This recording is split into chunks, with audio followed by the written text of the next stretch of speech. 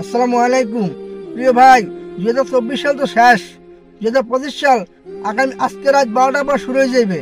তো অনেক ভাইয়েরা আছেন আতশবাজি আনিয়ে রাখছেন, হাজার হাজার টাকা লক্ষ লক্ষ টাকা খরচা করিয়া আতশবাজি আনিয়ে রাখছেন, রাত্রেবেলা পুড়াইবেন, ঠাস শব্দ হইবে। ভাই আপনারও তো আনন্দ লাগবে, কিন্তু হাজার হাজার বাচ্চা আছে, হাজার হাজার অসুস্থ রোগী আছে এবং হার্টের রোগী আছে। এদের কি পরিমাণ কষ্ট হবে আপনি জানেন?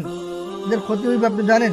ভাই হয়তো তারা আপনার কাছে যাই আপনাকে বারণ করতে পারবে না, কিন্তু তারা ওই রাত্রেবেলা মনে মনে ওই রাত্রে কিন্তু আল্লাহ তাআলা প্রথম আসমানে আসে ভাই।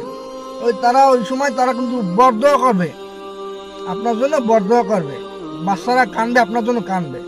অসুস্থ রোগীরা কষ্ট পাইবে, আপনার জন্য কষ্ট পাইবে। এরা আপনার জন্য বরদোয়াই করবে, দোয়া করবে না। অতএব কি হইল, আপনি 2025 সালটা বরদোয়া নিয়ে শুরু করলেন।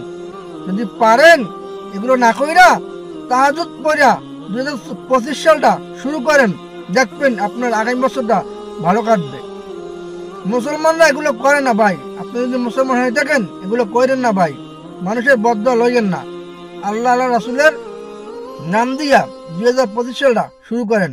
আসসালামু আলাইকুম।